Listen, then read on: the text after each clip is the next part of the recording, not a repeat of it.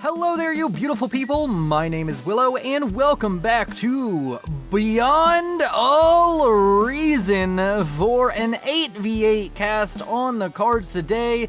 And I believe this map is DS or D4DR, something like that. And I'm joined by none other than the theatrical man himself. He is a bar developer, and he is joining us for this lovely cast today. His name is Teifion.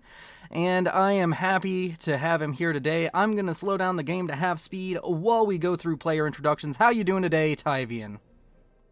Doing very well, thank you for having me, and kudos on the correct name pronunciation. First try. Yeah, first try, totally. No practicing or scrubbing of replays at all. Yep, totally. And of course, we got to get into player introductions, and we're going to be starting with a pink Armada commander going, I believe that's a bot factory, by the name of Cricket. And then up to the north of him, or actually this is the west of him, on the plateau, we have a brown Armada commander going first. Vehicle? Is that a vehicle factory? It's indeed Armada vehicles, good eye. Yep, and his name is Veiny 3003. Usually people... Viani. Is that how you say it? V-I-N? You know what? English wasn't my best language. Gibberish was. And then we're going to move on to the green Cortex going with, I believe that's a land factory, or maybe that's a bot factory, and it is, of course, or a vehicle factory. Yep. And we have him going by the name of Pyro006. And then we're going to move on to the east of him with the orange Cortex player. And that is indeed a bot factory out from him. And his name is Shorshal.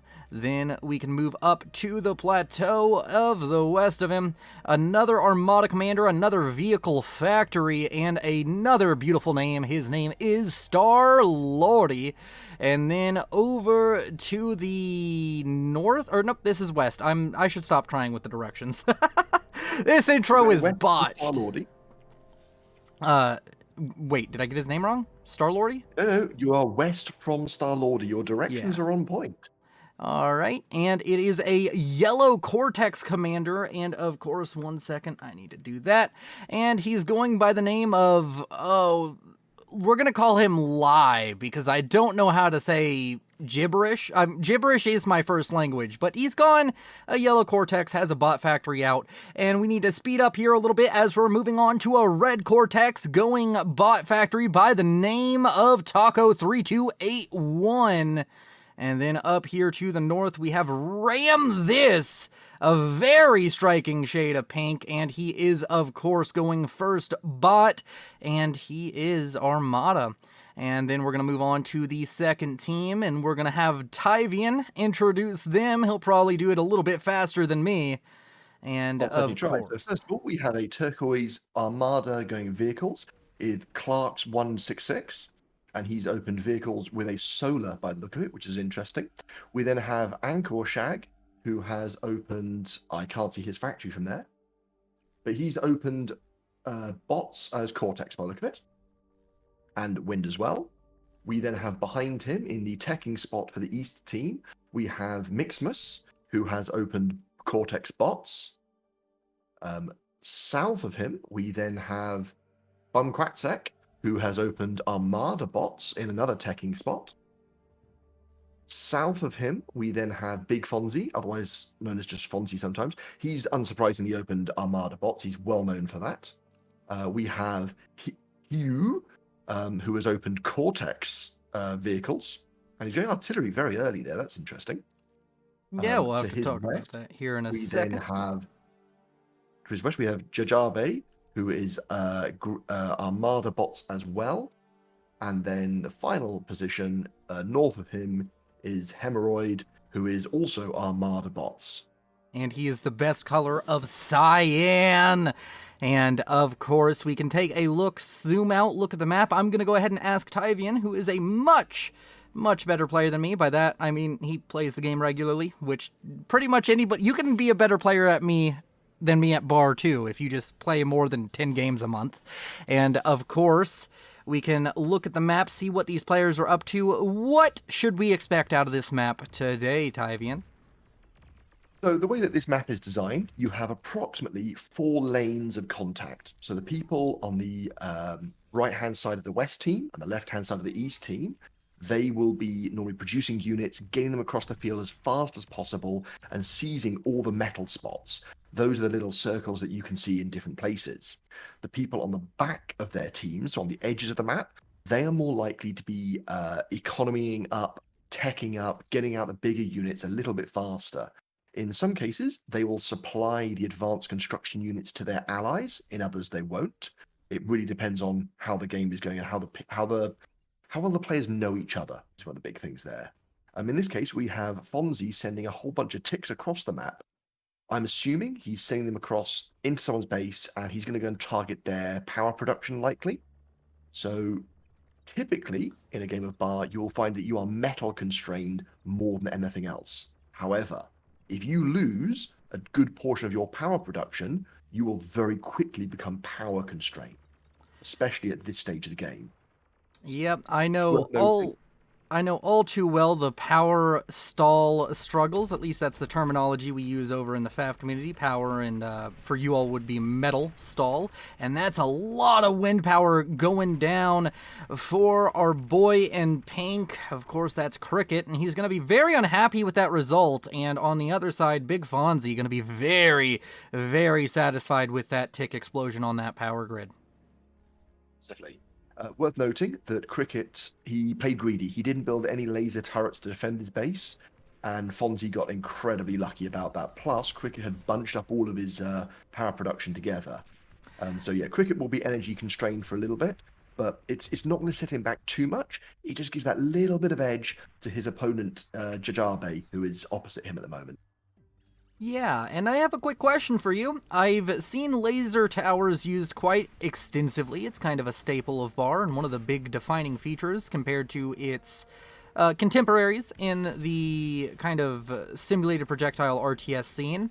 But I haven't seen people using these walls. I believe they're called Dragon's Teeth for one of the factions, and that's a D-gun coming out from Hemorrhoid. He's trying to get aggressive, trying to shut down some of these laser towers, but he's going to lose a lot of HP on that commander for it. Yeah, so 2 things. First of all, we do see Dragon's Teeth very occasionally. Problem is they don't block everything, and they can be quite annoying to have to set up. Most of the time, I think people forget. The other thing that we just saw there, those laser turrets, they get a massive damage boost against commanders, so you've got to be really careful that your commander doesn't get destroyed before he gets close enough to use the D-gun, which is what he was obviously, he used the D-gun there, but he nearly didn't get away with it. Jajabe has gone for an interesting strategy here. He's got a very good defensive line, but then he's got artillery behind it, forcing the opponent to come towards him. Unfortunately, the opponent also has artillery, which is the natural counter to a defensive line. We can see that Mixmus is just chatting to his team. If it's in green or red text, that's an allied chat, only his team can see it. And he's saying that he has T2 done at 5 and a bit minutes, or nearly 6 minutes. What that means is he's got his tier 2 factory up, and he is offering for people to send him resources. He will build them a tier 2 constructor.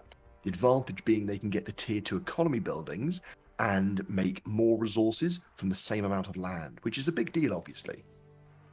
And here's that T2 construction vehicle right there. I have to say, It looks adorable. Yes, adorable, cute, cuddly, exactly the terms that we use to describe robots. I completely agree with you. And of course, over here we haven't really looked at this this northern side of the map this is the southern side of the map too terribly much. But of course, your map's upside down. Oh, my mini map's upside down? I don't know how you've done it, but your map is upside down. But yeah, okay. This is the north. This is worth noting. It's worth noting that in addition to terrain height having a big role to play here, the line of sight has a really big role to play. So within Bar, we simulate the projectiles and the sight. So if you have a rocky outcrop, for example, and you put a unit at the bottom of it, it might be in range, but it won't be able to be seen, and it certainly won't be able to be shot. So it's worth bearing that in mind here, because I know that some of our contemporaries, they just have bullets are line of sighted, whereas actual line of sight is just a circle sometimes. Much faster process. Oh, that's Yes. an interesting attack there from Judge Abe. He's pushed forwards, but he's been pushed back. So the mistake he's made there is he's put his artillery in front of his rocket bots, and he's not spread his rocket bots out enough, I think. Yeah. If you drag your right click, if you right click drag, you will draw a line and it'll space all the units out equally.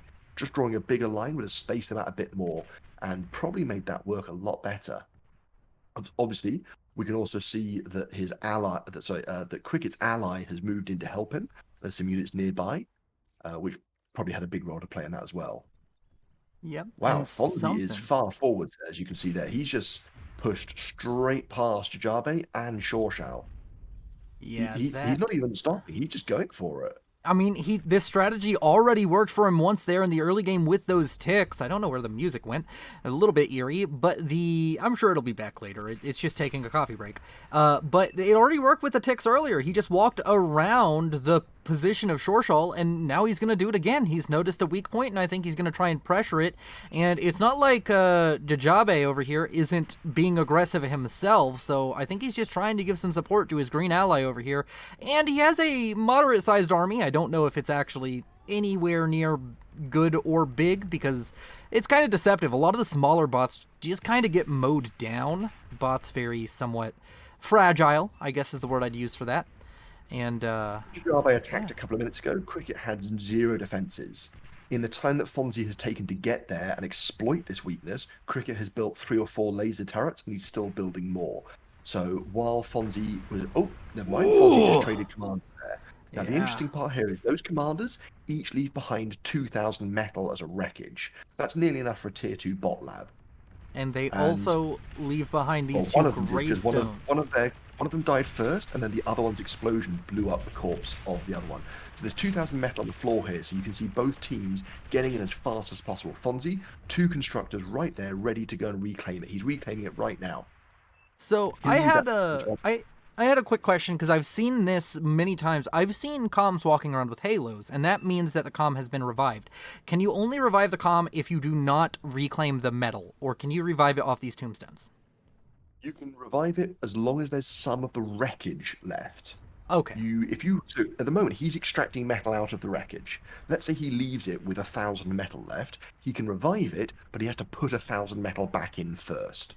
All right, that makes sense. And they really scoop that up. That's going to be a huge advantage over to Team 2 or Team Blue. They're kind of the bluish-greenish colors. And then over on the north side of the map, and my mini-map has flipped around again, interestingly enough.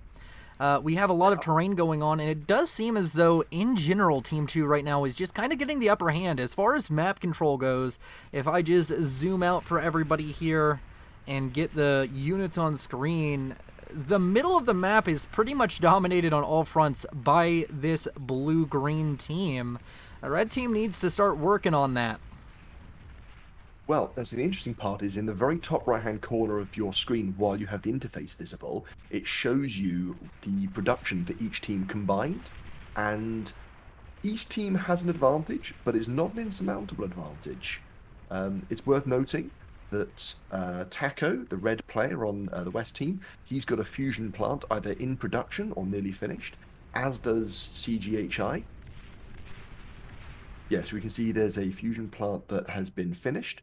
He's now building a energy converter, so he's starting up the energy converter economy. The idea being you make as much energy as possible and then convert it into metal. And yeah, you can see that CGHI is building his fusion at the moment. Yep. So they are So going... what East has the advantage, but it's far from a sure thing at this point. Yeah, and I wasn't really pointing out that it was a sure thing. I just, I come from FAF, where map control is king, and whenever I notice one team getting a bunch of map control, I'm looking at the other team, I'm like, all right, here's your comeback moment. You're completely correct to do the same thing here. Map control is the biggest early game indicator from what I've seen. Newer players, their biggest weakness is that they turtle up. So you see how Cricket? He's a relatively new player from the icon down the bottom right-hand corner, and he's gone massively into laser turrets because laser turrets have countered the units he's seen so far. Problem is, Jajabe now has artillery shelling them. Laser turrets don't beat artillery. Yeah, that's going to be a difficult position to get rid of as well, because he just doesn't have a standing army to really just walk over and say, hey, no, you don't get to have that artillery right there. And the If he army replaced out... all those laser turrets with the basic units, pawns in his case, he could probably run forwards, take out that artillery, and maybe even kill the commander. Gotcha. And, ooh, we have some very spicy boys coming out over here. This is out... Whoa, that was a huge stun coming out there. But we got the fire boys coming out from, I believe that is Pyro066, living up to his name. I think that's CGHI, because they're yellow. CGHI. Oh, yeah. Yes. I mean, there's yellow and then there's, Pyro. like, tan. I'm colorblind, Yeah, so... Pyro is on vehicles, ironically. Yeah, that's... You know what? Now I'm disappointed in him. Oh, but I love these guys. Oh, look at him. They're a very popular unit. They move fast, and interestingly, when they die, they never leave wreckage behind. So you never ever gift a piece your opponent. You never give them that metal. Yeah, and another thing, I know they're called fiends, but for some reason I get like a huge crocodile vibe off of them. I know what you mean, yeah. Unfortunately, we're unlikely to rename them to crocodiles or alligators, for that matter, in the near future. Oh, just listen to those artillery sound effects. I really do love the sound in this game. It's very satisfying.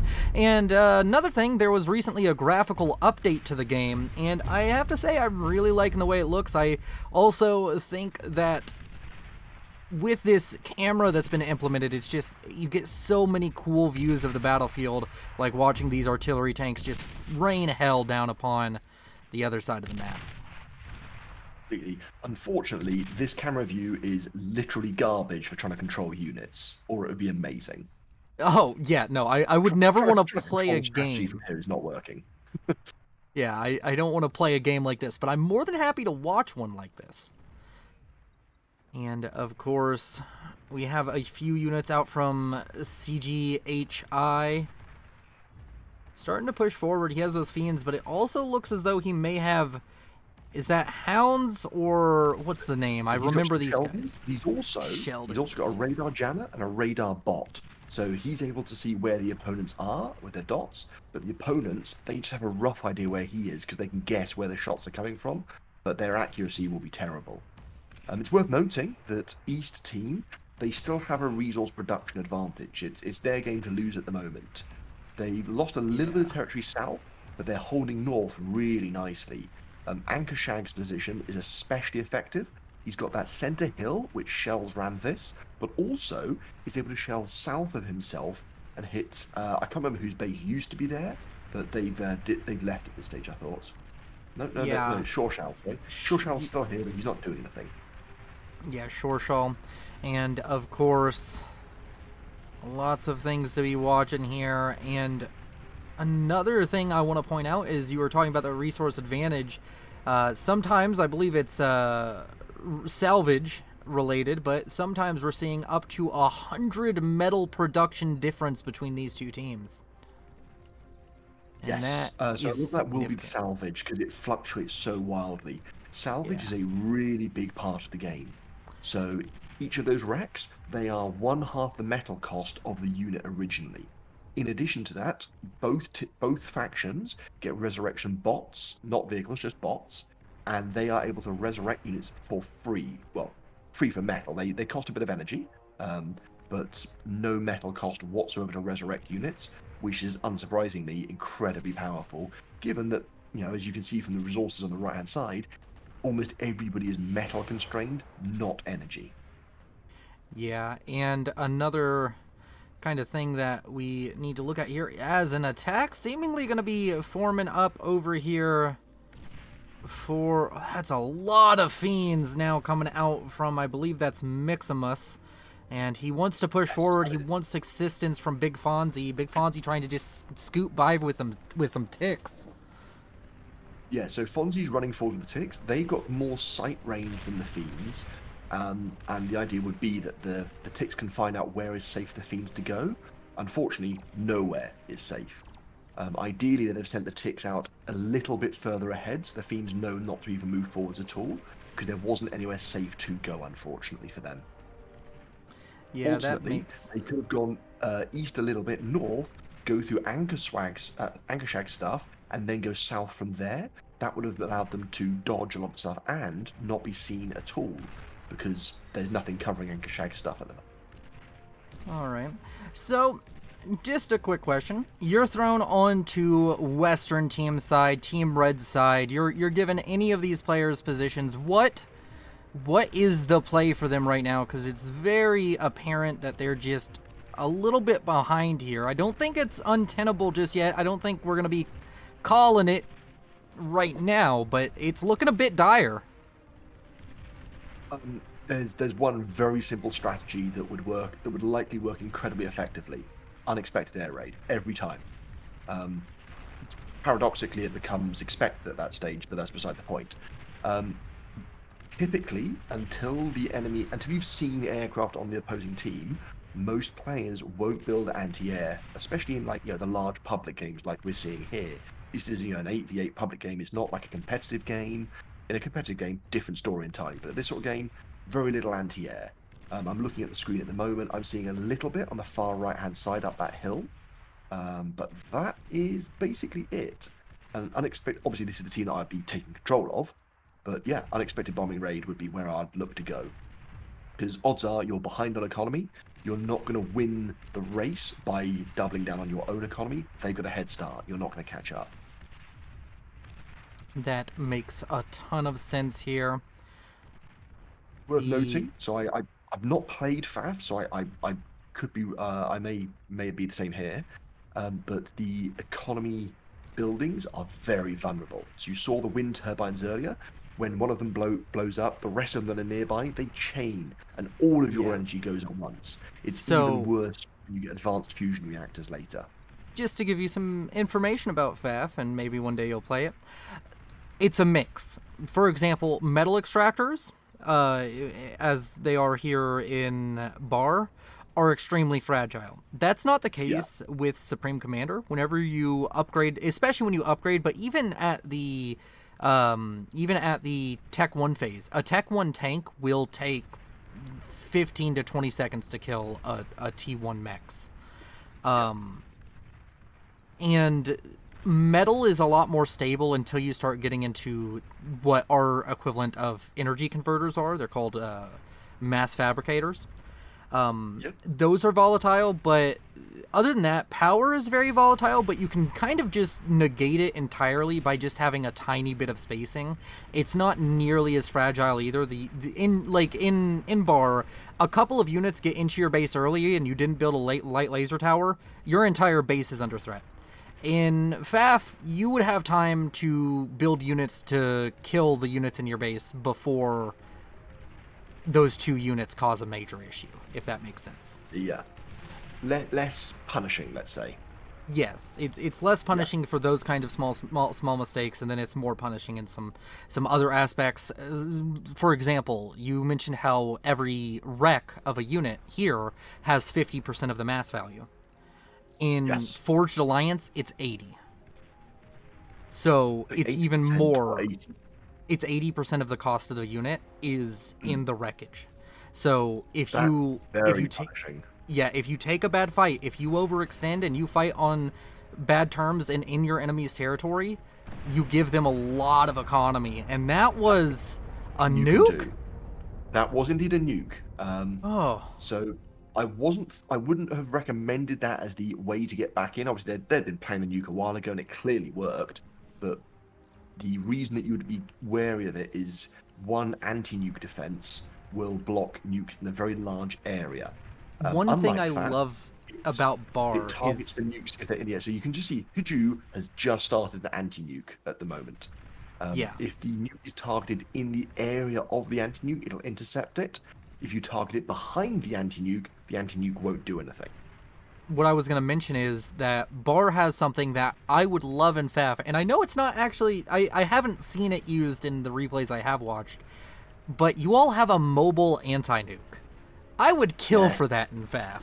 You have no idea how useful that would be in the other game, but here it just doesn't seem like it's very useful. Maybe, is it just not cost-effective, or... Oh, it's What? very useful. So there's the next nuke. So what they did Ooh. was they built the nuclear silo, but they didn't fire it first. They waited till they had 2 nukes because they know that as soon as they reveal that they have the nuclear launcher, everybody is building anti-nukes and they may not get both nukes off. So the mobile anti-nuke is very effective, but it has a smaller radius. So Yeah. typically, it's easier to just build an anti-nuke that's in your base. You can't accidentally move it out of your base. It has a bigger area, and all of your build power, like those construction turrets there on your screen, they're all in the middle of your base anyway. So yeah, why not build it in the middle of your base? Yeah, that makes sense. I So the it thing, also a mobile anti-nuke in Forged Alliance would be very different because in Forged Alliance, if it crosses into the radius of the range of an anti-nuke, doesn't matter if it's going behind it, doesn't matter if it's as long as it enters that range, the anti-nuke will eliminate the nuke. So it would be a yeah, very different very different circumstance. style. We've had a number of players join us from FAF and be very surprised when their base suddenly evaporates in a nuke when the person in front of them had an anti-nuke. Yeah. And of course, large fight going on over here. I don't know what these units are, but I really like the way they look. Centurions?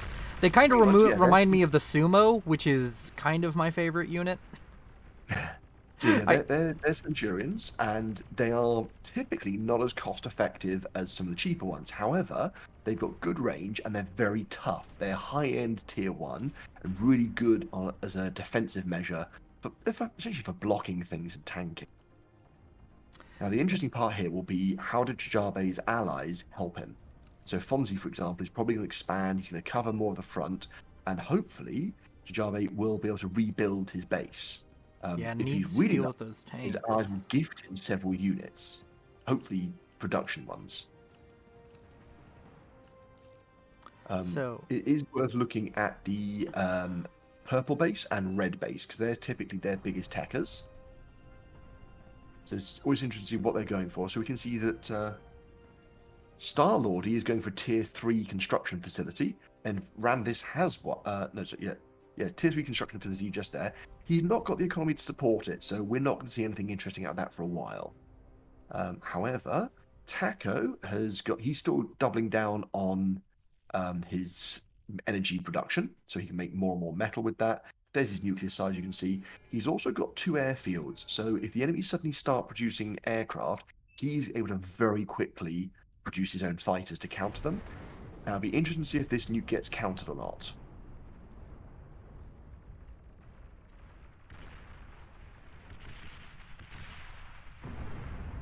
It didn't get countered, but East team have their own nuke, which targeted Cricket by the way. oh, that was probably Ooh. not very fun for you all to watch. I didn't know how close I was to the ground there. Now, they targeted that really nicely because they took out one person's base and part of someone else's. So that was a very effective nuke. Yeah, This is and quite a brutal game. yeah, it's really back and forth, but still, it remains this Eastern team has remained ahead economically. I mean, you can put Just a ahead lot of now. it probably down to It's within salvage. margin of error now. It's within margin of error. The other thing is the Eastern team, when they saw the nukes, they didn't all instantly start building anti-nukes, which is the correct choice to make. So we're going to get another run by here. Obviously, Cricket's base is gone, so there's no defenses to stop the fiends. They're looking to get some eco damage here, I'd imagine. We do have 2 commanders, though, so I don't think there's going to be too many problems here. Yeah, D-gun is a very powerful drug. So we have 3 commanders. We actually have CGHI's commander or Pyro's, not sure whose. Pyro. Oh no, Vianney's. Colors are just a bit too similar. Yeah. But it's better for them to be similar since they're on the same team, so we're not confusing teams. And Also, the way that I'm watching this, I think it distorts some of the colors slightly. Yeah. Also, Star-Lordy over here, he's managed he's to done a take back brilliant this job of taking that position. hill. He's taken Yeah, away from that's Anchor really good. Shag. Yep. Taking that position, really important. From that position, you can shell quite a few different things. And even if he doesn't use this position, he prevents the opponents from using it, which is really important. So do you want to explain the symbols above each of these units? I believe it's your version of veterancy. Essentially, yeah. So the more damage they do to the more expensive units, the more veterancy they gain. Veterancy typically produces faster rate of fire and more health. Gotcha. And I would take it the silver one is higher than the 2 bronze ones there. So I actually can't remember what all the icons are. There's a lot of The them. problem is, I play very much like Lord Farquaad would. Some of you may die. It's a sacrifice I am willing to make. If they gain veterancy, it's more of a byproduct than an intended consequence. Yeah. And then over here in the middle of the map, we have ourselves a lot of ticks, another centurion kind of army set up over here No. for So you big got Fonzie. pawns and ticks, and then the dudes with big shoulders. Those are crossbows, and they're anti-air bots. So he's got a couple Oh, of those just in case the enemy throw a few aircraft in. They'll shoot down basic aircraft very well, though tier 2 aircraft will fly straight past them and take minor damage only. yeah, they look similar to the centurion to me. And of course, man, those ticks have really gained value here for Big Fonzie. I feel like he's gotten a lot out of it just spamming ticks all game. And a nuke lands over on the other side. Star Lordy, we were just praising him for being able to take that hill. Yep, he's not even finished his tier 3 production facility. He's now set very far back. Yeah, it looks like he might kind of just be kind of out of the game is what I would call it in He's in not out of the FAF. game at all. He's far from out of the game. Even if none of his allies give him a construction unit, which would be the most sensible thing to do, he still has his commander at the front. He's still got a number of different units. He's still producing energy, and he has some metal banked up. I think he's going to be okay. Don't get me wrong, it sets him back. He's not doing anything lose my words here. He's not doing anything to help his team at the moment, but he's not out of it either. Yeah, that makes sense. We also had another nuke land that we missed. I'm not able to keep up with what's going on and get ahead of it, so apologies. I really just need to play more bar, but I have to find time to do that. And Hemorrhoid When here... you've got this many nukes is more than you would normally see on this sort of game. So I'm liking it quite a lot so far. Great choice of replay. Yeah. And of course, all of these units now lining up on this hill. They're all bombardment units. Hemorrhoid, he picked the best color, but he's going to get punished for it. This is all down to his color choice. We know it's not down to anything else. Completely. The fact that he's positioned just underneath this cliff is completely irrelevant. Yes. Those construction turrets, they will chain when he blows one of them up, as will the wind and the energy converters just in front of the turrets. I feel like every Unfortunately, structure is volatile in this game. not every structure, just all the ones that normally sit in the middle of your base. Unfortunately, or fortunately for Hemorrhoid, the opponent is not targeting them. He's targeting other stuff instead. So Hemorrhoid's got a brief break there, but he's not doing anything to avoid this longer term. You need to get units up there ASAP. Oh, there we are, and there go the construction turrets. So a lot of his build power is just gone. It's worth noting that CGHI, he can't actually see what the units there are. He knows there are dots, but unless he gets a unit there, he just knows that there are enemies. So he has no idea what he's targeting, just that it's Hemorrhoid. And it looks as though he's going to be pushed off here. He was trying to go for that power economy, maybe get his own metal converters up. But not going to be able to make that happen, I don't believe. Yeah, I think he was going for just a general economy there. So tier 2 units cost significantly more energy than tier 1 units. And it's something that catches people out. They feel like, oh, I'm blocked from going tier 2, so I've not got the metal. They go tier 2 eventually, and they've got nowhere near the power production. They get a couple of nice units, and that's it. All of a sudden, they're growing in metal and stalling power, which is bad. Yeah. And up here, this area being heavily fortified, and Star-Lordy is just like, all right, this is my new home, gonna build all my power here. Yeah. Unfortunately, he has no anti-nuke covering that from what I can see. So what I'm guessing is going to happen is in the next couple of minutes, he's going to get nuked. It might be that one in the sky right there. Oh, I think it's going... Oh, no, it might... Have I just called this Have I predicted this completely accurately? No. So Mixmus has targeted the units that were shelling Hemorrhoid. I've got to say, I think that was the better use of it. Star-Lordy, yeah, don't get me wrong, kicking him off that hill, really nice. Stopping the units from shelling your ally, even better. He Especially as might. Fonzie's in a position to go and take the hill back now. Yeah, and Star-Lord, unless he cloaks that comm, and even if he does, I don't know what the counter cloak is. He's Nowhere going to near be in the a... edge to cloak the commander. And He's... Fonzie is, if he goes up the hill here, yeah, he's going up the part of the hill where there are no laser turrets. He's got enough ticks that the laser turrets aren't a serious problem, but having no, yeah, there we are, took out the commander, everything else on the hill's gone. Star-Lord is not out of the game, but he's basically not having much of an impact for quite some time now.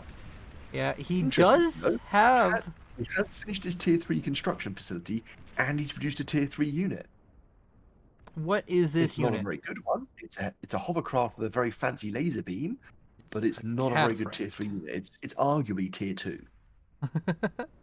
Well, hey, he can still feel like he achieved something. I have yet to build a T3 unit, so It's worth noting that dying like this doesn't mean you didn't achieve anything. He's had a big impact. As we said, he took that hill back off Ankershag.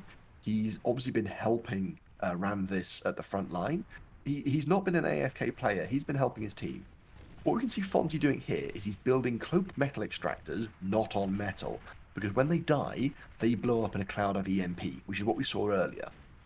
So the idea is that the enemy run forwards, they see these because they walk next to them and decloak them, they blow them up, and then they paralyze themselves. It's essentially an EMP mine. I don't know why, but this is a very funny scene to me. Tank is unlikely to win this because that turret has a lot of things repairing it. That The turret an is... interesting choice. You don't see these very often. They've got a good bit of range, but their damage output is quite low compared to units. Yeah. That was just quite funny because like it popped up and I expected it. I don't know what I expected. I expected it to like deal with that tank kind of okay, and then it took like 10 minutes. It was just very funny to me. And quite low damage per second on that. Oh. Let's zoom out. Oh, and we just saw that cloaked metal extractor blow up. Yeah, Although so it they've sent didn't more tanks. EMP. They worked. There's a bunch of construction units there. Construction units are always vulnerable. They didn't realise there were a load of cloaked metal extractors, though. Worth noting, in the resource area, we have approximately a 5-3 advantage for East team. They've got a bit more over 5, and the West team is a bit more over 3. But it's not a good ratio. Like, East team is definitely doing very well right now. Let's get a overhead view here. I'm trying to keep track of where people are nuking. And you said back up at the top, over here? Yeah, Bump is attacking right now, or he was attacking. He may be slowing down now. Unfortunately, he's attacking into a very well fortified position, and he's attacking uphill. As I mentioned, hills have a really big impact, both in terms of range for plasma weapons, but also line of sight. You can't see up a hill as easily as you can see down it. Yeah, this northern area seems to be just a very it's kind of we kind of have like a duality here, if you would, reference to my name. Subtle. So we have trench warfare over here on the western or the northern side, and we have like field warfare over here on the southern side, and both sides they're feeling some pain, but it's different kinds of pain. So you know. All the masochists out there can be that you can see, those are called Junos, and they basically destroy any radar or scout unit in that area. So Fonzie heavily focused on ticks. Ticks blow up en masse inside those green circles. So if your opponent's ever streaming ticks into your base, get a couple of Junos, set them up to keep firing. Ticks will no longer be a problem. Where is that Juno? Can you point it out to me? The Juno itself is in the base on the right-hand side of where you're looking at the moment. It's in Vianney's base to the right. Up there. So is that red glowing orb? That's the Juno launcher. And the missiles, they have the green blast that you saw just now. I was wondering if you would mistake them for nukes initially. Like, oh, there's a missile with similar trajectory, flying at similar speed, just a bit smaller. I didn't even that's see it. Juno. I was It's more tier so one, watching all the tier planes two. fly into their doom. Yeah, those planes, they were scouts and radar planes. So their job was to get a rough idea of what's actually there. Like, we can see there are dots there. Okay, are they tier 1 units, tier 2 units, defenses, Yep. windmills? Who knows? I just noticed somebody mentioned a Thor incoming. Wonder where that is. It's on the other side because Pyro mentioned it. Is he building it? Or I thought he meant it was coming in towards... I would have assumed he was building it. Because I don't think that he's scouted anything. But no, he's Cortex, so he's not building a Thor. That's definitely the case. All right. Well, we'll see. Check out Fonzie's dark blue. He might be building one. So, nope, Fonzie is not building one from what I can see. Well, Pyro is just gaslighting us. Oh. It's always possible. we're getting gaslit from the past. It's what's the inverse of the commentator's curse? The player's blessing. Yeah. In this case, we can see that Ramvis is very happy with his position. He's built a lot of artillery there. He's just shelling across the road. Ideally, what he'd be looking to do is either build up a lot of economy behind this, which I don't think he's doing, or he would get more information and shell further and further forwards, which I suspect is what he's doing. He's got some spy bots, which give him direct targeting data, and he's now going to move his artillery and snipers in. The problem is the snipers have a direct line of fire, so they're not very good at firing over the crest of a hill. Why are you so sad, little man? He's not sad, he's happy. Oh, That's a happy face. I don't see a happy face. I see a dude slouched over all sad. He's crouching, he's hiding. That's hiding? Yeah. It helps that he's invisible, but he's still hiding. I've always thought that that unit looks a little bit like something out of Adventure Time, but a robot. I don't know why, but I really like these units because they just like run around with a gun and just. Oh yeah, man. So they're a low end tier 2 unit, but they're very fast and they've got good bit of damage per second, especially effective in harassment and raiding type things, as you can imagine, similar to the ticks in tier 1. It's worth noting that Red is building a Calamity on that hill. That's the spiky structure that you see just there. Yeah, it's an artillery, isn't it? It is artillery in the broadest sense. It is a rapid-fire, long-range plasma cannon. So it's like a Scathis from Forged Alliance. I think I understand what this is going to do. Are you familiar with basilisks and basilicas? The single gun that fires once every 5 to 10 seconds. Yeah. This is one of those, but it fires a lot faster. Yeah. Like a couple of times a second. Yeah, However, it it's uses like up a lot of energy. It's incredibly inefficient. But once you've got the economy, he can target from here the entire south of their, or nearly the entire southern half of the map. Yeah, and that's Taco building that, not Star-Lordy.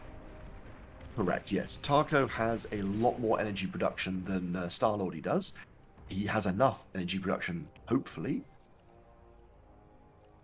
I'm sure he mathed it out. He seems to be a pretty competent player so far.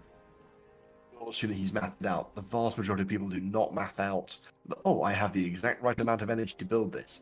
It's worth noting that as it's a streaming economy game, if you don't have enough power to produce something at full speed, you produce it at partial speed. That applies to firing weapons. So rather than firing at full speed, it might fire at 50% speed. It's still very effective. He's dancing. That commander is idle. It's moving because it's dancing, but it's not doing anything to help, I don't think. It's got beams coming out of his hand. Are you sure it's got a constructor next to it? No, there's definitely beams coming out of the hand of the... I didn't think they danced while constructing. Every day's a school day. You learn something new every day. I'm a server developer, not a game developer. So I'm completely excused from not knowing these things. Yeah, but you're also an avid player of the game. Depends who you ask. More avid than me. So what's the percentage completion? So 84. we're looking at the Calamity will be ready in a couple of minutes, probably. Yeah, Now, it's interestingly, he's got the anti-nuke there already. He's got a lot of anti-air. So the main way that you would counter this is with an air raid, so because you're not going to why be able to build your own gun in time. why don't we see shields more often in bar? Because Shields it's a in bar only deflect plasma. So missiles, bombs, lasers, completely unaffected by shields. In addition, shields get worn down. So a lot of the units you're seeing right on the screen right here, so basically everything except the ticks, they're all plasma. So if they run inside a shield, they're going to do vastly less damage. all right. That makes sense. However, the shields would get depleted over time. So you'd be really careful. It looks as though he's trying to get shots onto that. He may well not even know Calamity. the Calamity's there. They can't see up the hill properly.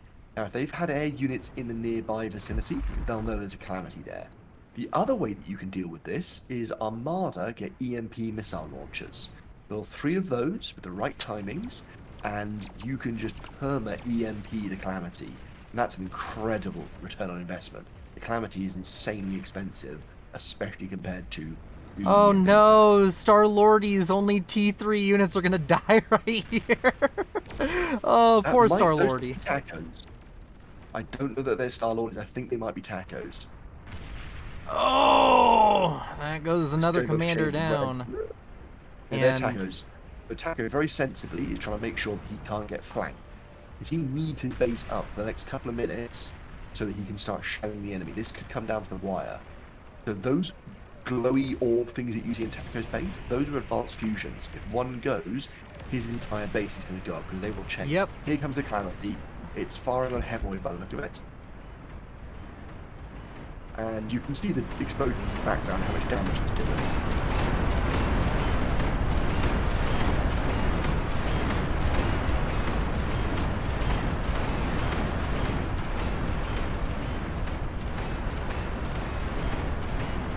You can also see how inaccurate it is. This thing is not a precision weapon by any stretch of the imagination.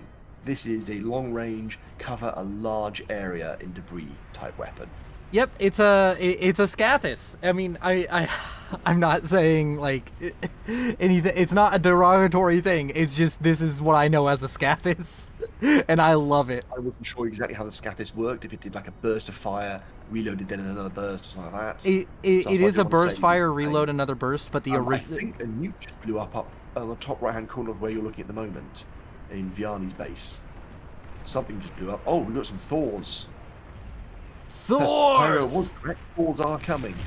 We just didn't know what timing. So Yeah. Thors are a very heavy tier 3 unit. Typically, you want to support them a little bit more than this, but they're very effective even on their own. The problem Yeah. is, will they be fast enough to prevent the Calamity doing irreparable damage? Yeah, and honestly, it's quite mesmerizing just to watch this Calamity do its thing. It's mesmerizing as long as it's not firing at you. As soon as it's firing at you, it's a very non-mesmerizing experience. And yeah, he's trying to kind of. It looks like the Calamity might be dulling this attack a little bit. We got a lot of units now pushing forward Well, out the from shield Anchor there. Shag. Or wait, no, this isn't Wasn't Anchor as Shag. much This is. at first, 'cause there was a shield, so some of the shots got deflected, but it wore the shield down, and that's when it got through and you saw the big explosion, when something next to the shield blew up. Possibly Commander, not sure. These units, this attack is not going to succeed. You can see on the mini-map, there are 3 Thors, they're still there, and they're going north. Taco is moving his Shivas away from the Thors. This is not what you should be doing. Oh, the mini maps. I figured out why the mini map switches. By the way, Oh, if I look this way, did you like? mini map goes. It Ah. flips. I don't know why. That's weird. It's probably trying to help in some way. Yeah. Either way, I so would we can guess. see that, yeah, these 3 Thors, he needs to get defenses against them, or he's in trouble. So he's moving some of the Shivas back, and it may be in time. So those spiders you see at Cognets, they are very powerful relative to tier 2. They're low end tier 3, but they are all terrain. They can go straight up cliffs.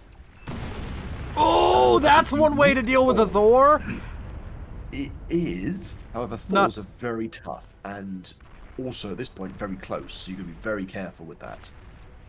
Nukes are not the ideal way of dealing with tier 3 units. They're very good against large numbers of weaker units, but few single... Oh is no! this going to kill... Oh no! He should target the energy converters, not the advanced fusion, I think. Oh, he's getting close to killing it, I think. Oh, 4% HP! Oh! Taco's base. So Taco's base is now out. That Calamity, that's going to basically stop firing at this stage. It costs an absurd or obscene amount of energy to fire, and he is no longer producing any. What did it manage And to do on the other side? That is a massive bombing run you're watching right there. Those are tier 2 bombers, and if they use them correctly, they will wipe out someone else's base in it. Oh, the Calamity.